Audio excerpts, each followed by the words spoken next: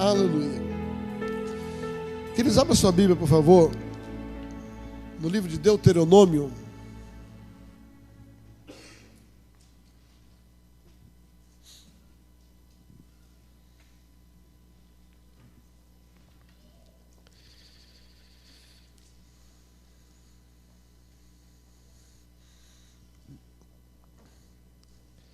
A partir do versículo 6 do capítulo 1, Deuteronômio 1, a partir do versículo 6.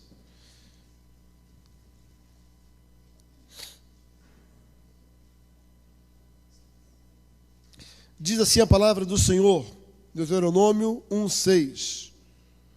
O Senhor nosso Deus nos disse em Horebe: já permaneceste bastante tempo nesta montanha, voltai-vos, parti, ide à região montanhosa dos amorreus, ide a todos os vizinhos no Arabá, na planície, nas montanhas do Neguebe, e ao longo da costa do mar, para a terra dos cananeus, e para o Líbano, até o grande rio Eufrates.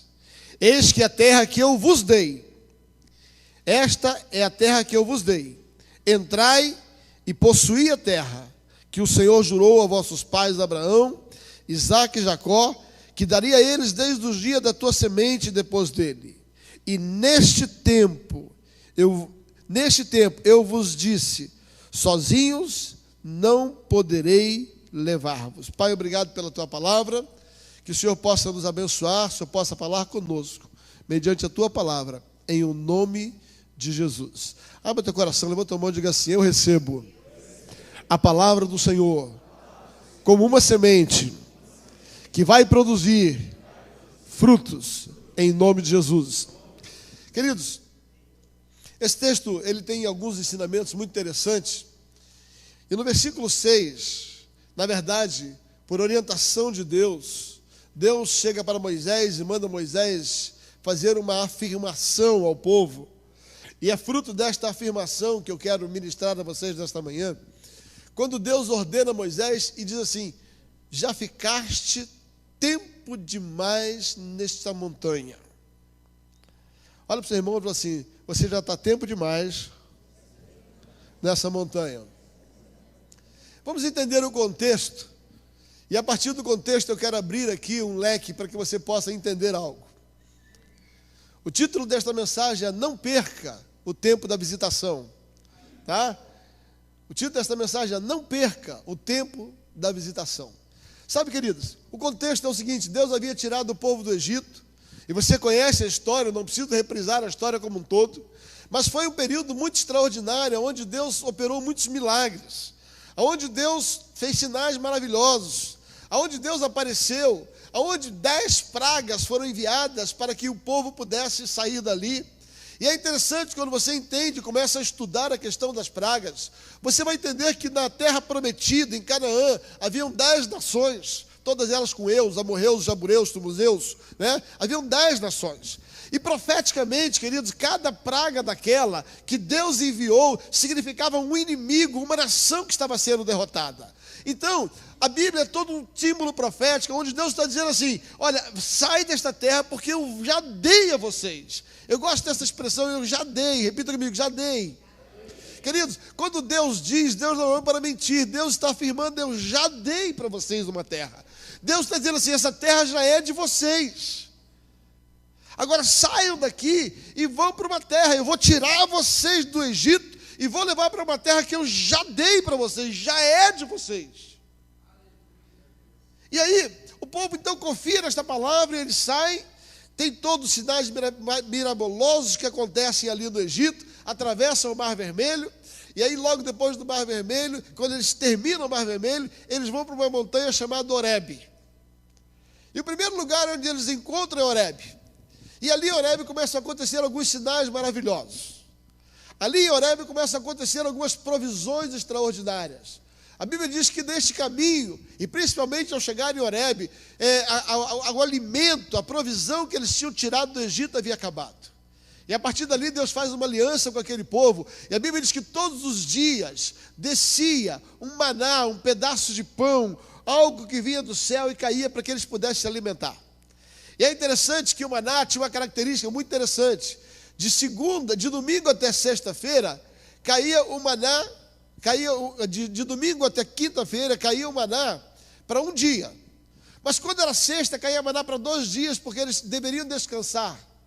Então, sendo assim, embora houvesse maná abundante, você só podia pegar o pão para um dia só. Porque se você pegasse para 2, ele embolorava, no dia seguinte já não prestava mais. Então Deus estava pegando a provisão de cada dia, diz assim, a provisão de cada dia. Quando o povo começou a ficar reclamando do maná, Deus mandou cordonizes. Deus começou a mandar então a carne, né? A proteína vinha do céu. A Bíblia fala que também em Horebe e no caminho para Horebe, Deus começou a manifestar alguns milagres extraordinários em relação à provisão da bebida. Certa ocasião o povo estava com muita sede e ficava reclamando, nós queremos água, e Moisés tira a água da rocha. Outra ocasião havia um lago muito amargo chamado Mara, e aquilo foi transformado em água doce. O que eu estou dizendo para você é o seguinte, que até Horebe, e quando chegar em Horebe, Deus fazia tudo, diga assim, Deus fazia tudo.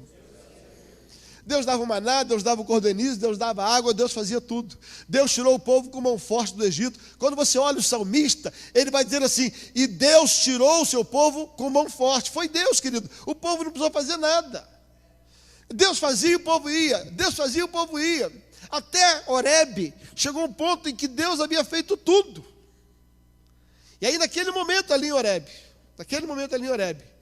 o povo começou a descansar, encontrou um balneário, um lugar de descanso. E aí, queridos, encostaram a cabecinha assim, fizeram a rede e começaram a dormir.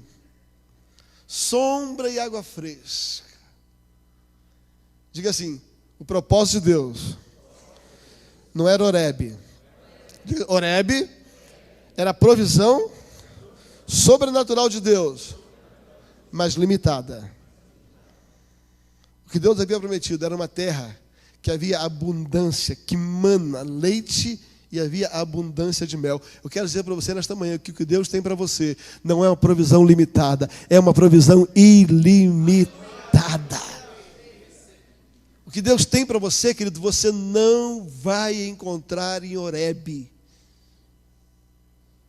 Horebe é chamado Monte de Deus. Mesmo nesse monte de Deus, a manifestação de Deus extraordinária, os milagres, coisas fantásticas, mas ainda era limitado. Caía do céu. Sabe por quê, queridos? Porque na nossa caminhada com Deus, o ilimitado é quando há uma junção de parceria daquilo que Deus faz e daquilo que eu faço. O ilimitado não é só quando eu espero que venha do céu, não é só quando eu espero que caia do céu, mas quando eu faço parte daquilo que Deus está fazendo, que Deus quer usar na minha própria vida. Querido, Deus nos deu uma autoridade de conquista tão grande, que Ele mesmo falou assim, se você não cooperar comigo, eu continuo te abençoando, mas limitadamente. Diga assim, Deus é limitado. Diga assim, Deus é ilimitado, mas nós limitamos o mover de Deus na nossa vida. Não é Deus que limita, somos nós que limitamos o que Deus vai fazer na nossa vida. O que este povo estava fazendo é o seguinte, encontrou um lugar, um balneário de descanso e sentou ali, fez uma redinha, pegou água de coco e falou assim, que bom. Horebe é uma delícia. Queridos, sabe o que tem me inquietado? É que tem muita gente que está vivendo em Horebe e não sai entrando na terra prometida. Tem muita gente que está se contentando com o maná, com a cordenize, com a água, mas não tem saído deste lugar. Deus nos chamou para tomar posse de uma terra que manda leite e mel. Deus nos chamou para andar em abundância. Deus nos chamou para viver uma vida de fartura. E muitas vezes nós estamos vivendo a vida acomodada de Horebe, porque temos a provisão de Deus, temos o cuidado de Deus. Sabe, queridos, há algum tempo atrás eu preguei uma mensagem aqui chamada Misericórdia e Graça. Quantos lembram dessa mensagem? Hoje eu quero acrescentar um outro conceito em cima desse conceito. Misericórdia, como eu ensinei há um tempo atrás, é quando nós não recebemos aquilo que merecemos. Vou repetir. Misericórdia é quando nós não recebemos aquilo que merecemos. O que significa isso? Significa que, por exemplo, se eu cometi um delito, eu mereço a punição e sou absolvido, eu não recebi aquilo que eu merecia. Isso é misericórdia. A Bíblia diz que nós merecíamos padecer nos nossos pecados, mas por causa de Jesus, unicamente, exclusivamente por causa de Jesus, nós fomos curados, nós fomos sarados, nós somos livres, nós fomos perdoados. Isso é misericórdia. E a Bíblia diz que são as misericórdias a causa de não sermos consumidos. A Bíblia diz que esta misericórdia é tão maravilhosa que ela se renova a cada manhã. A graça é recebermos o que não merecemos. Ou seja, eu não mereço algo e recebo do mesmo jeito. O que significa isso? Significa que, por exemplo, não só sou perdoado, mas agora também eu recebo dom. A Bíblia diz que é pela graça que eu sou salvo. A Bíblia fala em João 3,16, porque Deus amou o mundo de uma maneira tal, que deu o seu único filho, para que todo aquele que nele crê não pereça. Misericórdia.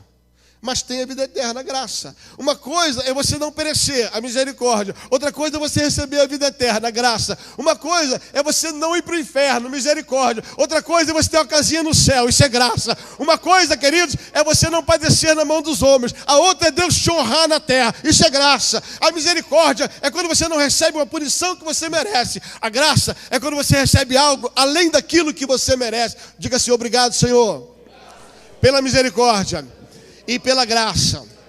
Mas existe um terceiro nível, que eu chamo de direito legal. O que é o direito legal? Direito legal é quando eu vivo princípios da palavra de Deus que me tornam legítimo adquirir coisas prometidas. Deuteronômio capítulo 28. O que é direito legal? Significa viver os princípios que Deus estabelece. E por causa de viver estes princípios, eu gozo daquilo que Deus prometeu. Deuteronômio 28. Se atentamente ouvires a minha voz e seguires os meus mandamentos, serás abençoado na terra, serás abençoado. O que esse texto está dizendo? A bênção está condicionada ao fato de que eu vou seguir alguns princípios. Você está comigo?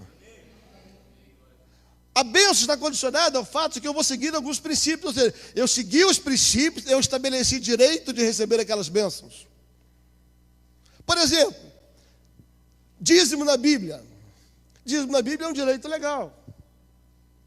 A Bíblia diz: trazei os dízimos da casa do tesouro. E depois disso, fazei prova. Para que fazer prova? Porque você vai estabelecer um direito. Você vai estabelecer um direito legal. Você pode fazer prova que você vai receber.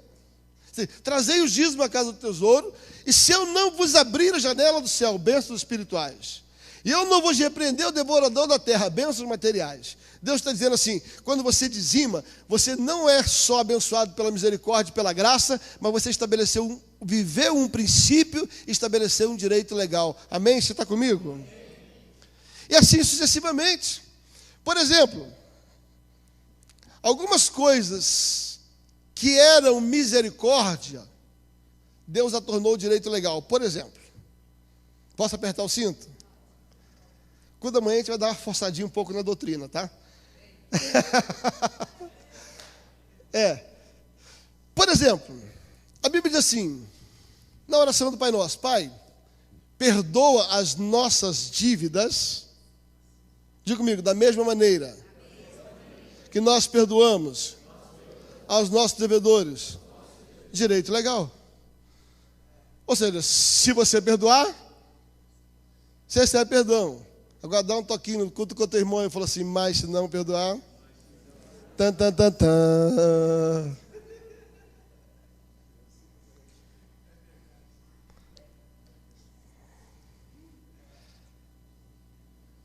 Alguém me perguntou: mas se eu não perdoar, não tem saída? Eu falei: querido, aí você tem que clamar pela misericórdia, porque direito legal você não tem. Agora, queridos, por que só depender da misericórdia se você pode estabelecer direitos legais? O que é direito legal? Direito legal é aquilo que eu faço pautado num princípio da palavra, que libera o direito de viver aquela plenitude, viver aquilo. Bem-aventurado o homem que teme ao Senhor. E a Bíblia fala sobre isso. E esse texto diz assim: esse homem que teme ao Senhor e leva a sua vida pautada no Senhor, até na sua avançada idade dará fruto. Direito legal. Eu poderia aqui expressar uma quantidade enorme de textos da palavra de Deus, que são, na verdade, indicações de ações nossas, que estabelecem um direito de viver abundância, de viver tudo isto. Esse povo estava vivendo da misericórdia e da graça. Neste texto, o povo estava vivendo da misericórdia, foi livre do Egito. E vivendo da graça, não fazia nada. Deitou na rede, caía de manhã o pãozinho, caía de manhã a carninha, e quando estava com sede, aquilo vinha lá. Mas sabe, queridos, Deus chama Moisés e falou assim: ó, chega, você já está acomodado há muito tempo. Chega, eu tenho muito mais para vocês. Até quando vocês vão permanecer nesse monte? Aquele monte era um lugar de conforto, era um lugar de segurança, era um lugar onde não estava tendo problema. Ele estava dizendo assim: vocês estão achando que está bom aí? Ele está dizendo assim: ainda tem um lugar mais excelente, ainda tem um lugar melhor, ainda tem um lugar de abundância. Queridos, nessa manhã eu quero dizer para você: se está bom, tem um lugar melhor. Deus tem um lugar melhor, Deus tem algo melhor para você e para mim. Somos gratos por aquilo que Ele tem nos dado em Horebe, mas nós queremos a terra prometida. Somos gratos por ter chegado a Horebe. Somos gratos por ter, pela misericórdia, sido resgatado do Egito. Somos gratos que pela graça o cordoniz cai, o pão cai, o alimento cai, a água cai. Mas não é este o meu lugar, não foi para isso que Deus me criou. A Bíblia diz: eu vim para que tenham vida, mas tenham em abundância. Queridos, a promessa da Bíblia para você não é só uma vidinha, é uma vida em abundância. Mas eu tenho uma notícia para te dar: esta vida em abundância não vai cair do céu.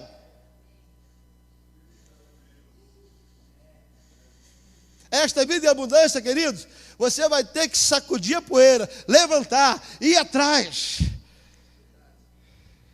acompanhado da misericórdia e da graça. Mas você tem que fazer alguma coisa. Deus chega para aquele povo e diz assim: ó, vocês já estão há tempo demais nessa montanha, está confortável demais.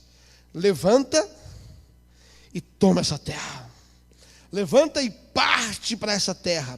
Levanta e vai adiante desta terra. Querido, eu fico pensando, usando a minha imaginação santificada, que algumas pessoas tomam posse daquele trem e dizem assim: quer saber uma coisa? É isso mesmo. Isso aqui está bom, mas eu quero mais. Eu quero mais. E levanta e vai. Mas é possível que um grupo de pessoas tenha dito: não, eu vou ficar em Horebe. Eu vou ficar aqui em Horebe. O que essas pessoas possivelmente não pensaram é que Horebe só era fresco de dia porque veio uma nuvem que cobriu o sol. Horebe só era quentinho de noite porque havia um fogo, uma coluna de fogo que aquecia o ambiente. E chegou um tempo em que Deus consentiu com a acomodação do povo em Horebe. Mas chegou uma hora que Deus falou assim: chega. Por isso que ele diz no final do texto que eu li: sozinho eu não posso conduzir vocês. Ele está dizendo assim: eu não tenho como puxar vocês pela mão, ou vocês levantam e vêm atrás de mim, porque eu vou juntar os trens e vou sair daqui. A Bíblia diz, queridos, que quando a nuvem levantava, o povo tinha que começar a caminhar. Eu tenho a impressão, queridos, que Deus tem levantado a nuvem no nosso meio. E está na hora da gente caminhar para um lugar mais excelente. Estamos felizes com aquilo que Deus tem feito no nosso meio, em Horebe. Mas Deus tem algo mais excelente para mim e para você. Há uma terra de abundância, uma terra que mana leite e mel. Existe leite e mel em abundância. Existe provisão em abundância para você e para mim. Está gostoso? Tem mais. Dá uma mexidinha com o teu irmão e diz assim: se está bom, se prepara que tem mais. Por isso Deus diz assim: já passou tempo demais nessa montanha. Sai daqui, queridos, e vai embora. Toma o trecho. Dá linha na pipa.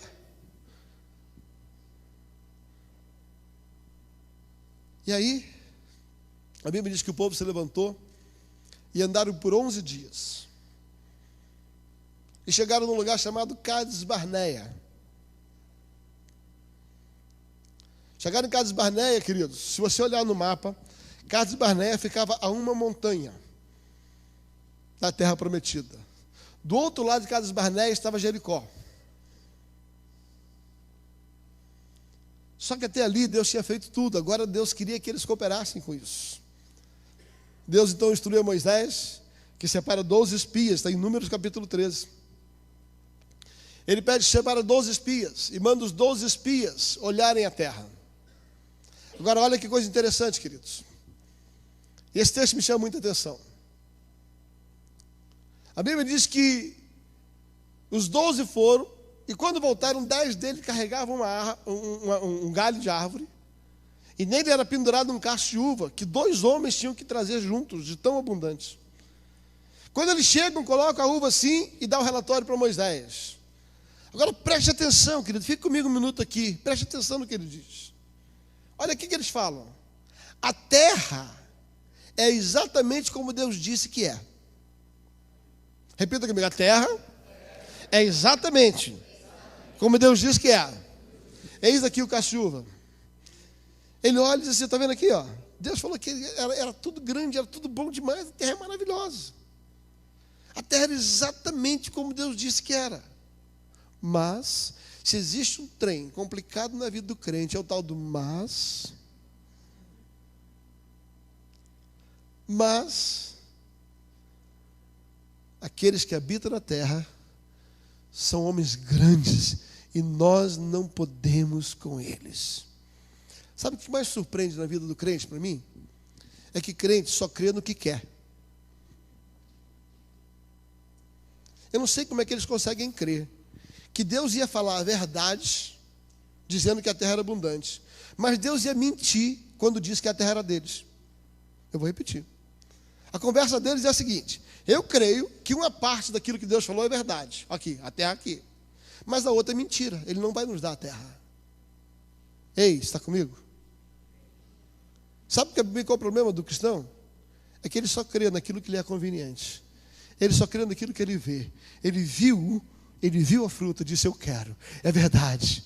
Mas ele viu o gigante e falou: é mentira. Ele viu a fruta e falou: Deus falou a verdade. Ele viu o gigante e falou assim: Deus mentiu.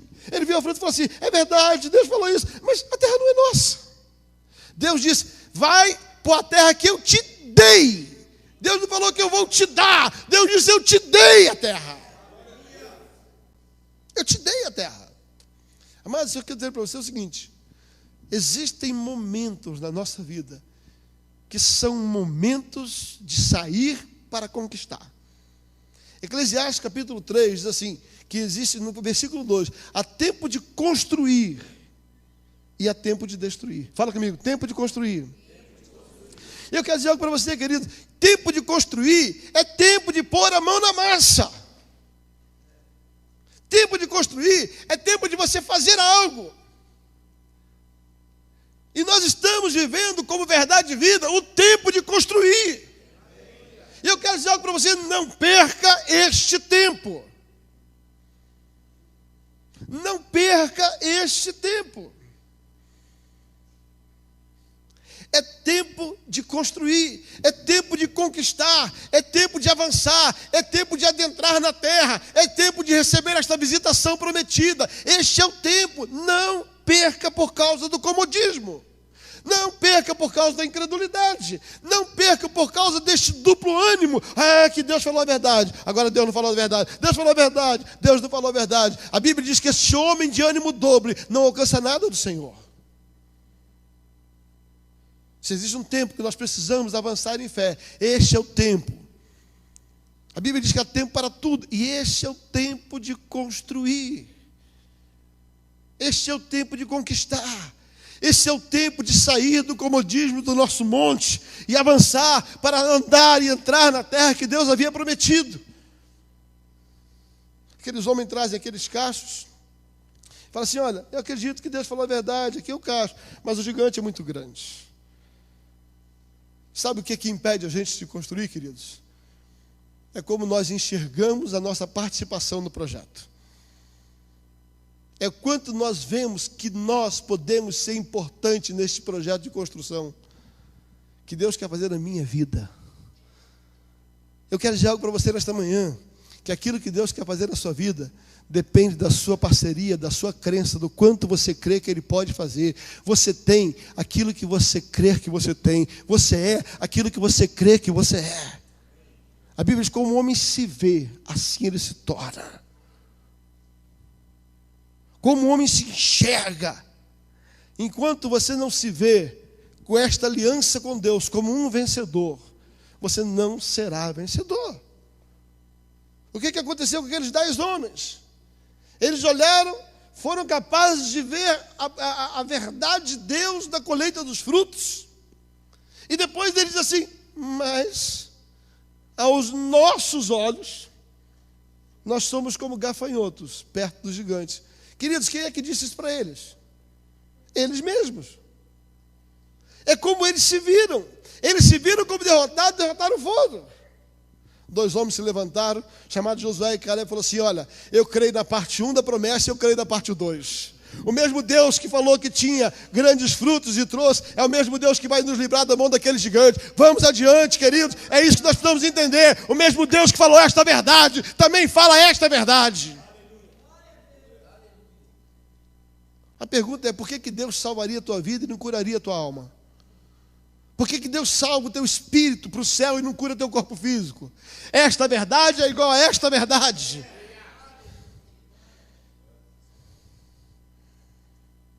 Ei, Deus está nesse lugar.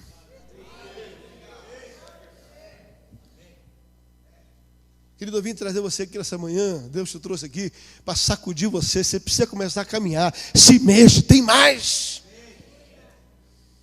Sai desse monte. Sai desse monte. Levanta sua mão e diga assim: é tempo de construir. Sabe o que mais me chama a atenção na construção? É que a Bíblia diz que Deus constrói com pedras e não com tijolos. A Bíblia diz que nós somos as pedras vivas do Senhor. Diga assim: Deus constrói com pedras, não com tijolos. Por que eu estou tentando dizer, queridos? Porque tijolo, quem constrói é o Egito. No Egito, o povo trabalhava para construir tijolo. Mas quando você caminha com Deus, Deus nunca te olha como tijolo, te olha como pedra. Qual a diferença entre a pedra e o tijolo? O tijolo é tudo do mesmo tamanho, no mesmo formato. É assim que o mundo te vê, cabeça de porco, igualzinho, ó. Cara de um, focinho de outro. Só que Deus não nos vê como tijolo, Deus nos vê como pedra. Diga assim: a pedra tem o seu formato, tem o seu tamanho, tem a sua identidade. Sabe que Deus quer esse tempo de construção, queridos? Ele quer usar você como você é. Eu vinha passando hoje de manhã e na rua achei essa pedra. Pedra suja, imperfeita. Você pergunta assim: para que serve esse trem aqui? Muitas vezes é assim que nós nos sentimos. Uma pedra suja, largada, que ninguém dá bola. Eu fiquei imaginando hoje de manhã quantas centenas ou milhares de pessoas passaram por essa pedra e não atribuíram nenhum valor. Talvez até tenha chutado ela para um canto e dito: está atrapalhando aqui, vai acabar furando o pneu do carro. Diga assim: pedra é importante para Deus. Queridos, quando Jesus pergunta para os seus discípulos: que dizem o homem que eu sou? E Pedro diz assim: tu és o Cristo, o Filho de Deus vivo. Diz assim: Pedro, sobre esta pedra, Petra, eu edificarei a minha igreja. Queridos, a Bíblia diz que Jesus é a pedra angular, a pedra que dá início a uma construção. Diga assim: Jesus é o fundamento, eu sou o edifício.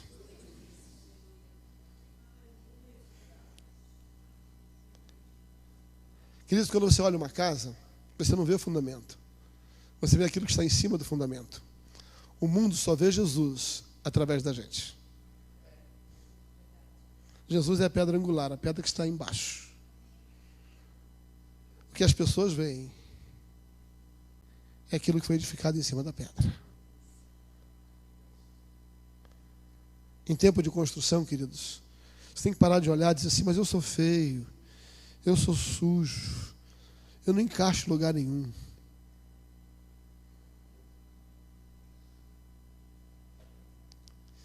Nessa manhã Deus está falando para você: você encaixa sim.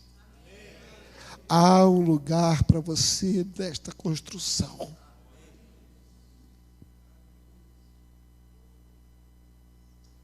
Não sei quantos já viram construções de muros de pedra. Papai deixou um sítio para a gente, onde os muros são de pedras.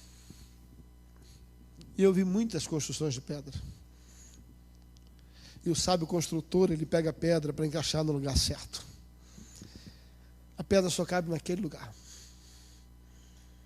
Existe um lugar na obra de Deus para você, querido. Existe um lugar que só cabe você. E nesse tempo de construir, queridos, não dá para ficar vivendo em Horebe, vivendo só do maná. Que bênção, maná. Não só da misericórdia, que bênção ter saído do Egito. Mas existe uma terra que mana leite e mel.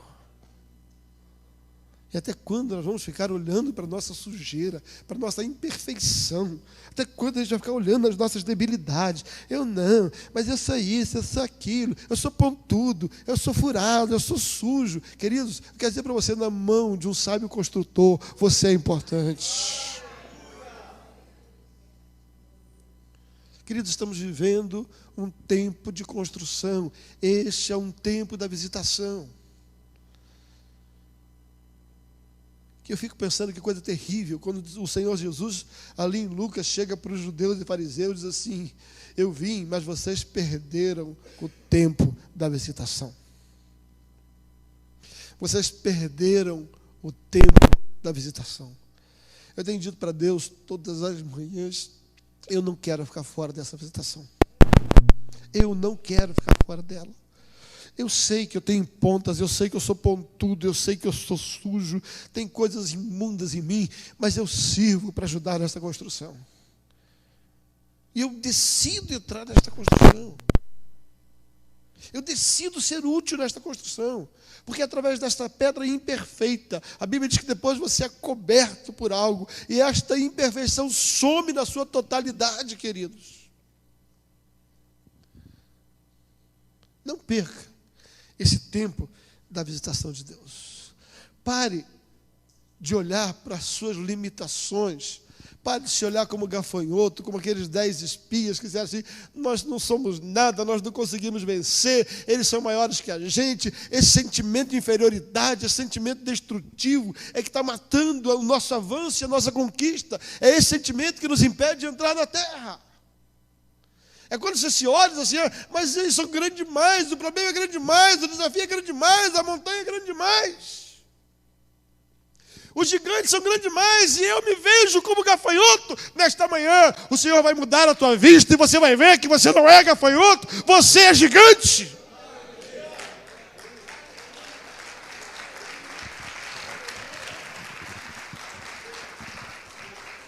Um gigante imperfeito, mas gigante. Um gigante sujo, mas gigante. Oh Deus. Shekaraba, Suriandanaio, Coriastabas. Há muita glória de Deus nesse lugar nessa manhã. Ah, Shekendanas, Tromontianas. Ai, Coroshibiananás. Até quando, queridos, nós vamos ficar parados em Horebe? Até quando vamos ficar parados, permanecer sentados nesta montanha? Você sabe o que é que te paralisou, mas eu sei o que vai fazer você andar. Alguns foram paralisados pela decepção, outros pela enfermidade, outros pela falta de oportunidade, outros pelos sentimentos de inferioridade. Eu sei que cada um tem o seu motivo para estar parado. Agora eu quero dar um motivo para você andar. Jesus Cristo de Nazaré, o Espírito Santo, Ele é o teu motor, Ele vai te levar a avançar.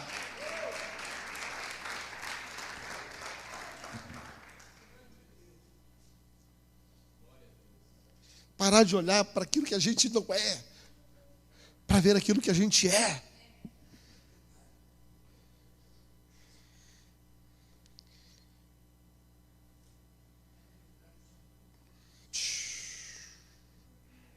Oh, queridos, tem 1 milhão de gente nesse lugar aqui hoje. Tem 1 milhão de gente nesse lugar aqui hoje.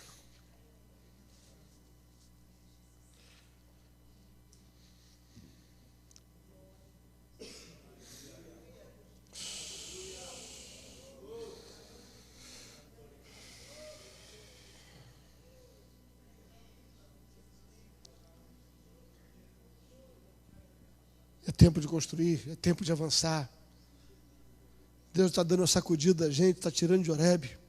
Sabe, certo dia um profeta chamado Elias, queridos, subiu ao monte e ali se escondeu numa caverna. E a Bíblia diz que por um tempo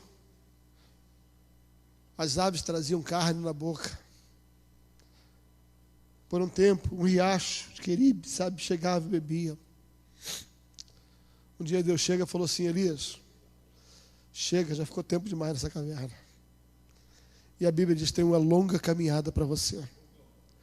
Elias falou assim: não estou aqui não, é? Então parou de mandar carne, parou de mandar água. Não espere o rio secar para andar. Não espere o rio secar para começar a caminhar. Caminhe enquanto o rio é abundante. A caminhada é mais fácil. Aqueles 10 espias, porque creram em parte daquilo que Deus disse, mas não creram na outra parte.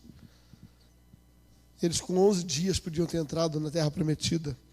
Levaram 38 anos rodando, porque não creram na totalidade daquilo que Deus prometeu. Eu não quero que você fique 38 anos rodando, porque só crê em parte daquilo que Deus disse. Deus disse que nós vamos viver um avivamento nesse tempo, e eu creio nisso. Você está vendo alguma coisa? Aqui no Espírito já vejo tudo. E os meus olhos, estou nem aí para eles.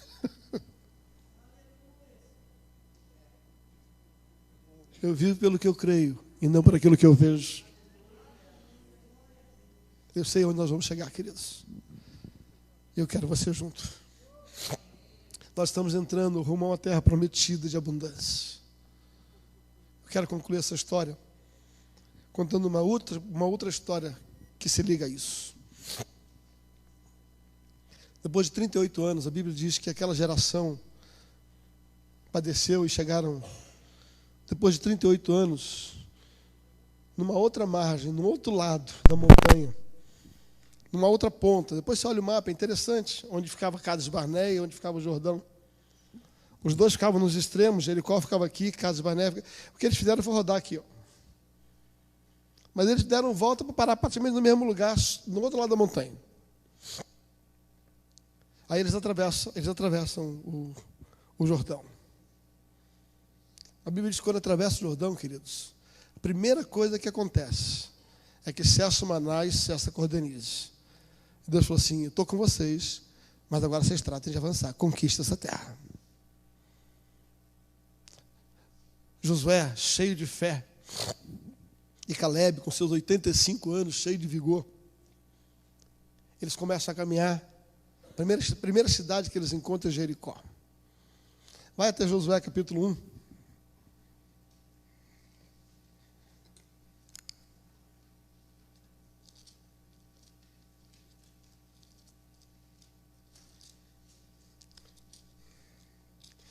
Deus fala que Josué vai até o capítulo 6.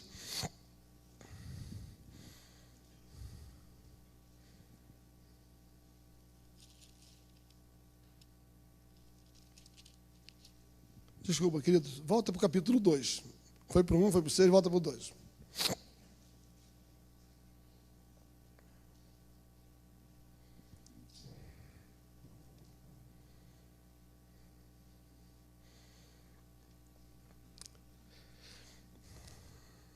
De Setim enviou Josué, filho de Num, 2 homens, secretamente, como espias, e disse: andai, observai a terra de Jericó.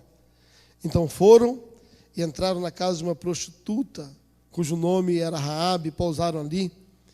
E deu notícia ao rei de Jericó: vê, esta noite vieram aqui uns homens dos filhos de Israel para espiar a terra.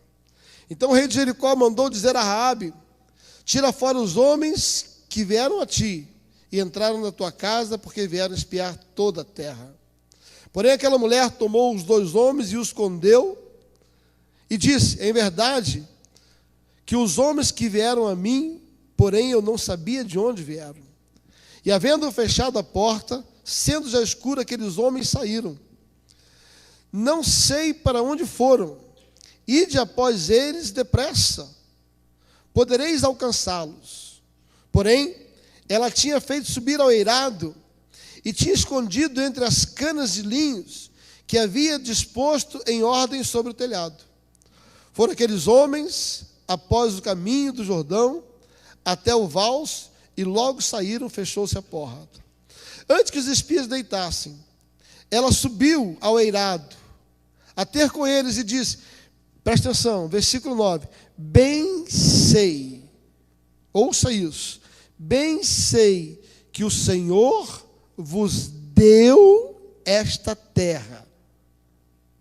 Olha o que esta mulher ímpia está dizendo. Eu bem sei que o Senhor vos deu esta terra, e que por causa disso o pavor caiu sobre nós, e que todos os moradores da terra derretem diante de vós. Presta atenção aqui. Deus disse: entra na terra que eu vos dei. Os espias pisaram naquela terra, disseram assim: é verdade os frutos, mas não é verdade que Deus nos deu. Só que os moradores da terra, eles sabiam e criam mais do que os filhos de Deus. Quando aqueles homens entram na cidade que eles haviam espiados, e encontram aquela mulher falou assim: eu bem sei que essa terra Deus já entregou para vocês. E por causa disso, nós, como seus inimigos, nos enchemos de pavor.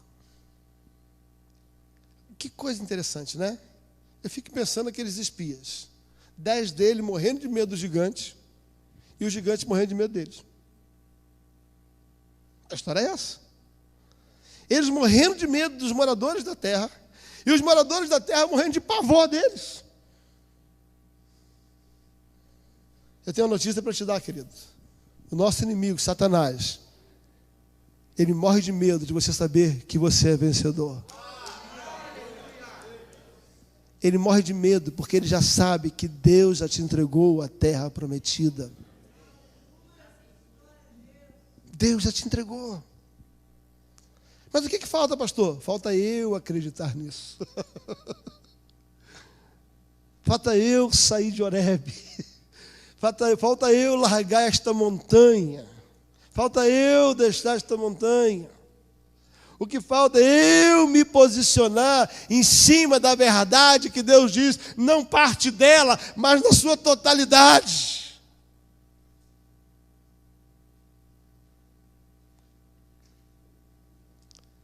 E essa história termina de uma maneira muito linda. Essa história termina da seguinte maneira. Pergunta o seguinte: já que Deus deu essa terra para vocês, ela faz um trato com os homens. Eu livrei a cara de vocês, não deixei vocês morrerem. Quando vocês tomarem essa terra, quando vocês tomarem posse da terra, porque agora você já sabe que é de vocês. Sabe como é que eles ganharam fé, querido? Quando o próprio inimigo falou. Parece aquela história de Jonatas, né? Que manda lá e tem 2 guardas conversando. Ih, sabia que não? O Gideão. Lembra de Gideão? Quando Gideão você vai escondidinho, 2 guardas perguntam: e Deus já entregou a gente na mão de Gideão. Gideão está morrendo de medo. E todo mundo já sabia que Gideão ia vencer. Aí ele chega lá, aí diz assim: eu não queria morrer. Raabe fala. Queridos, a fé desta mulher foi tão forte que, apesar de ser uma prostituta de um povo ímpio, ela está na genealogia de Jesus. Sabe por quê? Porque ela era uma pedra imperfeita. Prostituta, perdida, mas ela decidiu crer. Ela se tornou parte da construção. Ela se tornou parte da construção. Querido, se Raabe, uma prostituta, pôde entrar na história da construção do Evangelho, com todos os seus defeitos e imperfeição, por que você não pode? Só se você não quiser. Só se você não se posicionar. Raabe diz assim: olha, eu creio. Aí os discípulos fazem um acordo com ela, aqueles 2 homens, os 2 espias.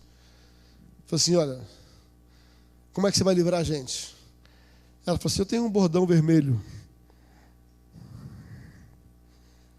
Aí ela pega um bordão vermelho, pendura na janela, e os discípulos descem por um bordão vermelho. Não vou ler o texto para a gente ganhar, mas fica pendurado ali. O bordão vermelho. Olha que coisa linda. Os discípulos dizem assim: está vendo esse bordão vermelho aqui? Que você usou para nos livrar? Está vendo esse bordão vermelho que você usou para nos abençoar? Quando o povo for destruído, quando a terra for destruída, ponha este mesmo bordão na janela da tua casa.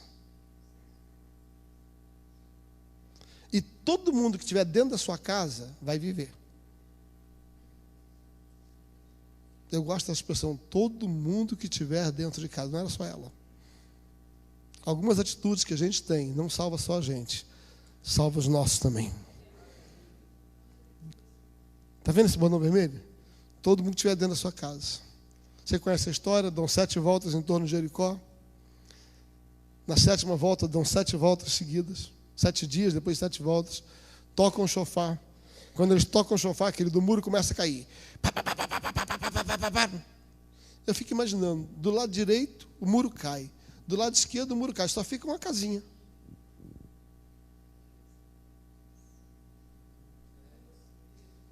Todo o muro no chão, uma única casa ficou em pé. Por quê? Por causa do bordão vermelho. Eu quero dizer algo para você, querido. Por que é importante a gente fazer algumas coisas? Porque aquilo que você faz para Deus é o que Deus usa para salvar você e a sua família. Por que eu preciso construir? Porque você constrói para Deus.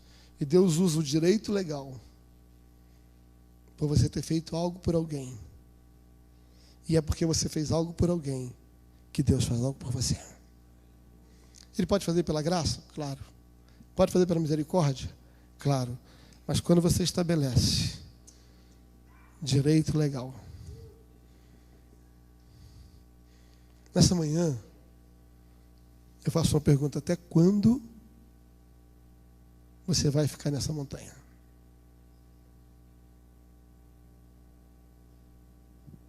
Até quando?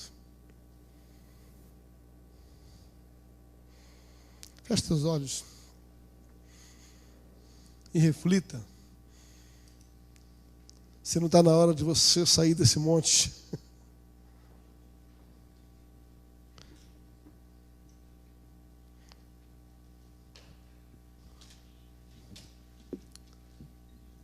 Que bom pela provisão de Deus. Que bom pelo maná.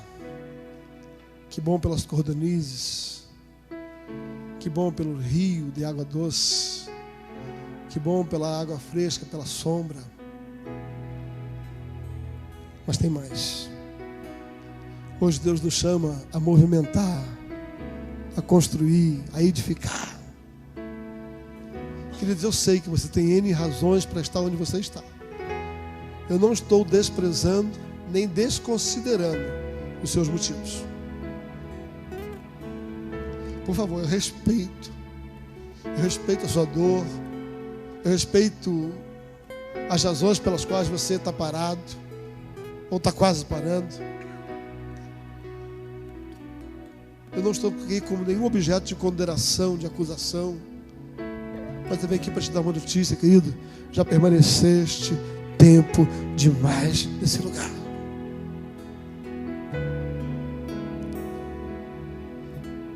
Levanta, passa esse Jordão, porque há uma terra de abundância, uma terra que manda leite e mel.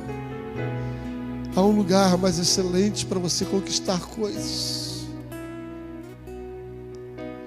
Deus quer te levar a esta terra de abundância. Mas agora sim, não pode ser só pela misericórdia e pela graça. A misericórdia e a graça nunca nos abandonarão. A Bíblia diz que o trono de Deus é feito em cima de misericórdia e graça. Eu diria que a misericórdia é a mão direita, a graça é a mão esquerda. Mas o direito legal são nossos pés.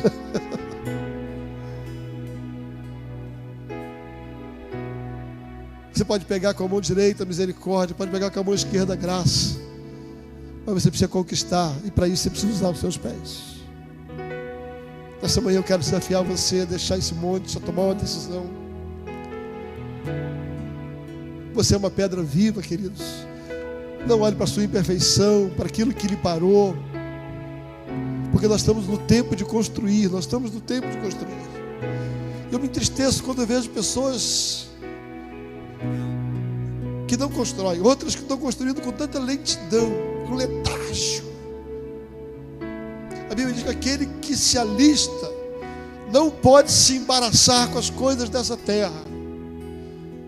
É como um emaranhado que você entra e vai um gato no novelo e aquilo está te parando. Nesta manhã eu quero fazer você andar, sair desse emaranhado, sair desse novelo, sair disso que está te tentando andar devagar. Eu quero que você acelere, porque é tempo de visitação. É tempo de construir. Não é tempo de olhar para trás, é tempo de olhar para frente. Minha alma engrandece ao Senhor, meu espírito se alegra em meu Salvador, pois seu poder tem feito grandes coisas, e a vitória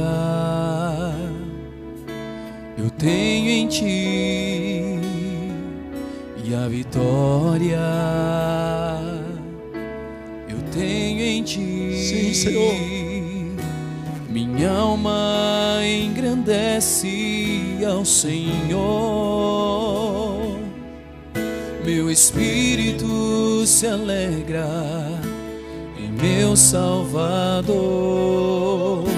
pois teu poder tem feito grandes coisas, e a vitória eu tenho em ti, e a vitória eu tenho em ti. Queridos, olhe para mim por um momento. Vamos ficar em pé, por favor.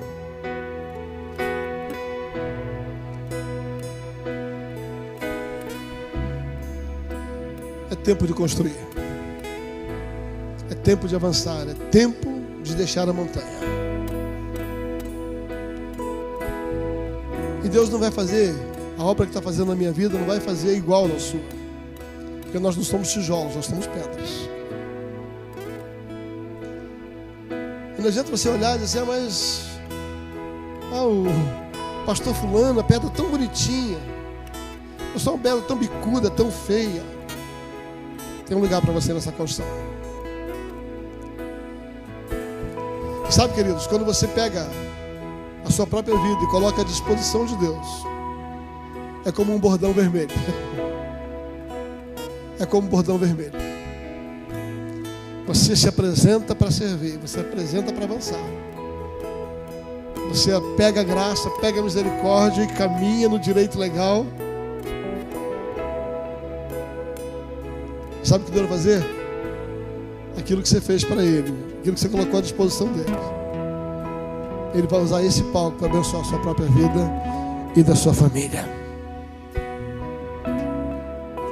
Diga assim: eu sou uma pedra útil e eu me colocarei na construção, nesse tempo de edificação. Usa a minha vida como um bordão vermelho, em nome de Jesus. Aleluia, glória a Deus.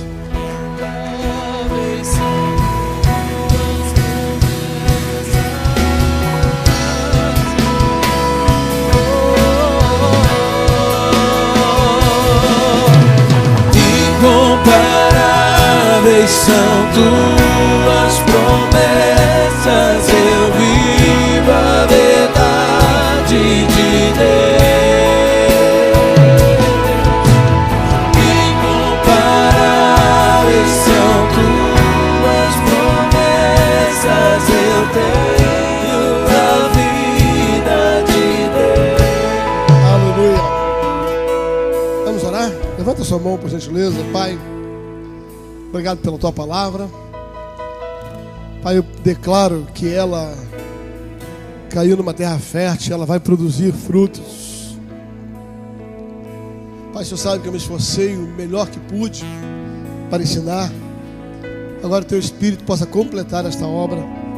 Leva-nos em segurança para os nossos lares, para as nossas atividades de hoje, em nome de Jesus. Amém. Antes de você ir embora, queridos, dá um abraço aí numas 120 pedras e diga assim: ó, vamos sair desse monte, vamos agir.